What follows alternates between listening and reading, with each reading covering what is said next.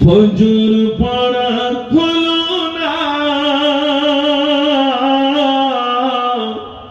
মনের ভিতর বেদনা, নামাজ হলো জান্নাতের ঠিকানা, নামাজ হলো জান্নাতের ঠিকানা। ফজর গেল ঘুমের ঘরে, জোহর গেল হেলে দুলে, আবার আসরের ওই আজান দিলে আমি কাজী রওয়ানা, নামাজ হলো জান্নাতের ঠিকানা। সমাজের এই কুকর্মগুলো আমার যুবক ভাইরা যারা আছেন মনে রাখবেন, যুবক যদি পরিবর্তন হয়ে যায় গোটা সমাজ পরিবর্তন হয়ে যাবে, যুবক যদি বিগড়ে যায় গোটা সমাজ বিগড়ে যাবে। কিন্তু আমি কীর্তিপুরের যুবকদের সত্যি আমি দেখেছি, আমার যুবক ভাইরা যেভাবে দিনের প্রতি তাদের মেহনত, যে সমস্ত যুবক ভাইরা রয়েছেন বিশ্বাস করুন, আমি বাহবা লুটাবার জন্য বলছি না, কসম খোদার আমি নিজ চোখে দেখেছি কীর্তিপুরের যুবক ভাইদের অবদানের শেষ নাই। আলহামদুলিল্লাহ, আপনার ইসলামের জন্য, ধর্মের জন্য, কোরআনের জন্য যেভাবে অর্থ এবং শ্রম যেভাবে দিচ্ছেন, এভাবেই যদি দিতে চাই, এভাবেই যদি দিতে পারি মৃত্যুর আগ পর্যন্ত, আমার মনে হয় বেশক আল্লাহ রাব্বুল আলামিন এর জাযা খায়র, আল্লাহ রাব্বুল আলামিন বেশক আপনার আমার নসিবে কবুল করবেন। আমার যুবক ভাইরা, পরিশেষে একটু বলি, এত কিছু আপনারা করেছেন, কি সুন্দর সাজিয়েছেন, এটা কি দুটো একটা টাকার কাজ ভাই? এতটা টাকা আপনারা খরচা করেছেন, আলেমদেরকে ইজ্জত দিয়েছেন, সুন্দর জান্নাতের বাগান বানিয়েছেন। কিন্তু একটা জিনিস আমাদেরকে করতে হবে, সেটা হলো আমাদেরকে একটু কোরআন শিখতে হবে, ঠিক কিনা ভাই? কোরআন শরীফ এমন একটি গ্রন্থ, কোনোদিন পুরাতন হয় না। সকাল আপনি আমার কথা নিতে হবে না, আপনি চলে যান ধর্মতলায় টিপু সুলতান মসজিদের ওখানে, ওই গেটের সামনে দাঁড়িয়ে থাকবেন, দেখবেন আপনার মতো আমার মতো যুবক ছেলে আসবে, পায়ে প্যান্ট পরা, গায়ে গেঞ্জি, টুপি নাই, চুলটা হয়তো ভিন্ন ডিজাইনের, কিন্তু নামাজি রক্ত হয়ে গেছে। ওই যুবক ছেলেটা মসজিদে এসে নামাজ আদায় করলো, প্যান্টটা গুটিয়ে নিল, নামাজ আদায় করার পরে দেখলো আরো 10 মিনিট সময় আছে, আমার বাস আসতে হয়তো আধা ঘন্টা লেট। ওই যুবক ছেলেটি কোরআন নিয়ে বসে গেল, মিনিট 15 কোরআন তেলাওয়াত করে তবে মসজিদ থেকে আসলো। ওখান থেকে শিক্ষা নিতে হবে, ওই যুবক যদি পারে আমি কেন পারবো না? ওই যুবক যদি কোরআন পড়তে পারে আমি যুবক কেন পারবো না? ওই যুবক যদি সমাজের দুস্থ সহায় মানুষের সেবক হতে পারে আমি কেন হতে পারবো না? ওই যুবক যদি ইসলামের ভিতরে অত সুন্দর ভাবে আসতে পারে আমি যুবক কেন আসতে পারবো না? ওই যুবক ভাইরা ইসলাম কবুল করেছেন একেবারে স্বল্প বয়সে। হযরত আলী রাদিয়াল্লাহু তাআলা মাত্র 8.5 বছরে তিনি ইসলাম কবুল করেছেন। একটু জোরে বলুন সুবহানাল্লাহ। এইজন্য আমার যুবক ভাইদের কাছে আমার অনেকক্ষণ গজল বলিনি, বলবো একটা। এই এতক্ষণ আমার ওই ভাইদের বাড়িতেও গেছি, সেই বড় ভাই হিসাবে সবাই তাকে মহব্বত করে। বড় ভাইকে হাতে করে দিলাম মাটি, সর্বদাই ভিজে আছে আঁখি দুটি। বড় ভাইকে হাতে করে দিলাম মাটি, সর্বদাই ভিজে আছে আঁখি দুটি। তোমার ওসিয়ত আজ মনে,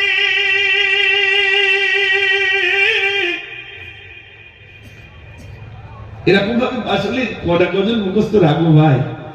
আমি আমার বড় ভাই ইন্তেকাল করেছিলেন, তো এই গজলটা আমি আমার বড় ভাই নিয়েও লিখেছিলাম। বড় ভাইকে হাতে করে দিলাম মাটি, সর্বদাই ভিজে আছে আঁখি দুটি। তোমার সাথে ছিল তোমার ছোট ভাই, নিশ্চয় দেখছো তুমি মৌতের সময় কল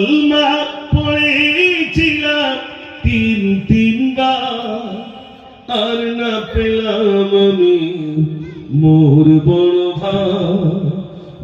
ভাইকে হাতে করে দিলাম মাটি, সর্বদাই ভিজে আছে আঁখি দুটি।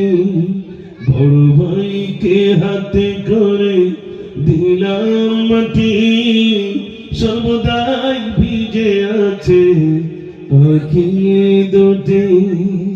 নারে তাকবীর।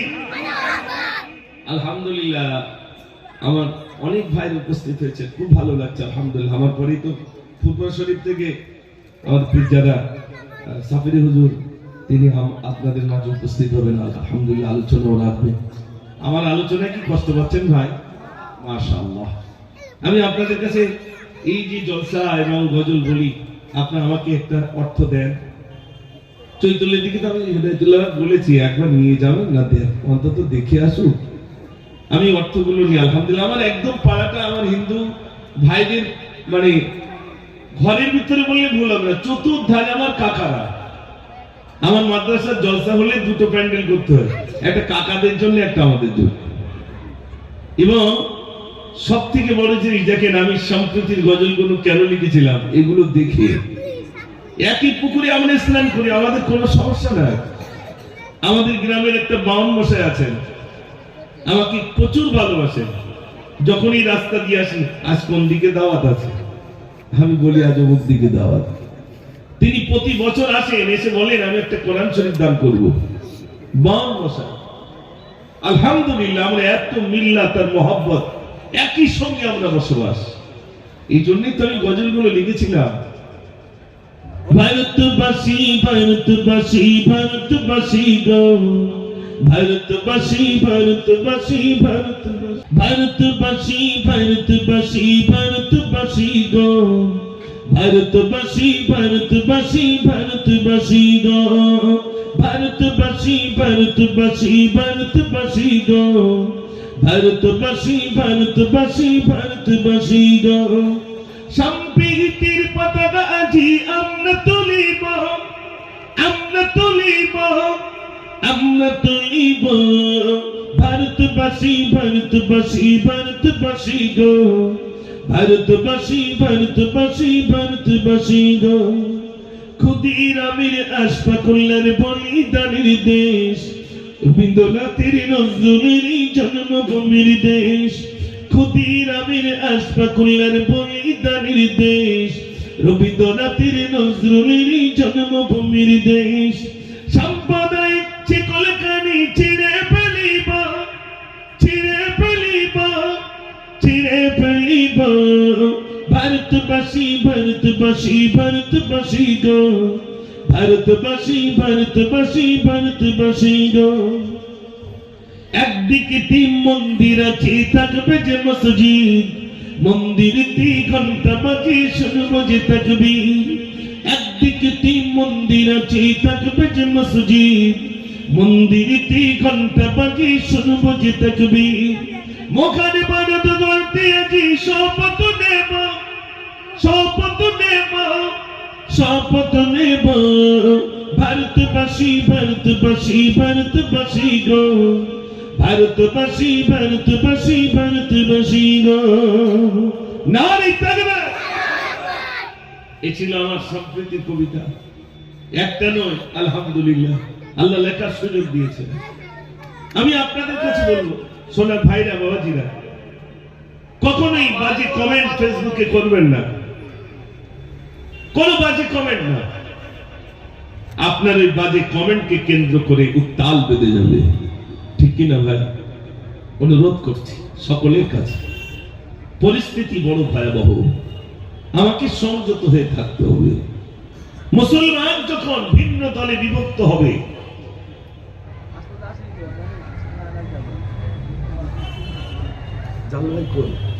শরীর খারাপ কি বল, জালাল ভাইয়ের জন্য দোয়া করি। আমার জালাল ভাই প্রথমে আমাকে কীর্তিপুরে এনেছিলেন, তার জন্য দোয়া করি আল্লাহ পাক যেন তাদেরকে সুস্থতা দান করেন। সর্বর্ণ আমি তখন অনেক ছোট, আমার প্রাণ প্রিয় জালাল ভাই আমাকে আপনাদের এখানে এলাকায় এনেছিলেন, আলহামদুলিল্লাহ আমার আজও মনে পড়ে। আমি তাই ভাবছিলাম সে বেচারি কোথায় গেল, হয়তো এখন বিজনেস বড় হয়ে গেছে ওই জন্য আসতে পারিনি। কিন্তু না, পরে শুনলাম এই এখনই এসে বললেন অসুস্থ। সকলের কাছে দোয়া চেয়েছেন, আমরা সবাই দোয়া করি আল্লাহ পাক যেন তাকে সুস্থতা দান করেন। সবাই বলো না আমিন। দেখেন এই যে অ্যাম্বুলেন্স গুলো যায়, হুইসেল দিতে দিতে যায় না ভাই, ওগুলো স্মরণ করিয়ে দেয়, দেখো আল্লাহ তোমাকে কত সুস্থ রেখেছে আর একে আমি কোথায় নিয়ে যাচ্ছি। হুইসেল গুলো যায় আর আমাকে আপনাকে স্মরণ করিয়ে দেয় মৃত্যুর কথা। আমরা সবাই কি করি, গাড়িগুলো সাইড করে দিয়ে আগে যাওয়ার প্লেস করে দিই।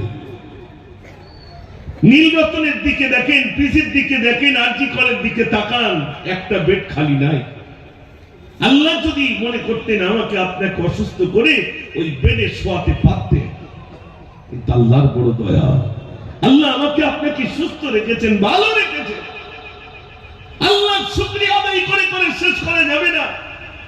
আমি যুবকদের ভাইদের কাছে বলছিলাম কোরআন পড়তে হবে, নামাজ পড়তে হবে।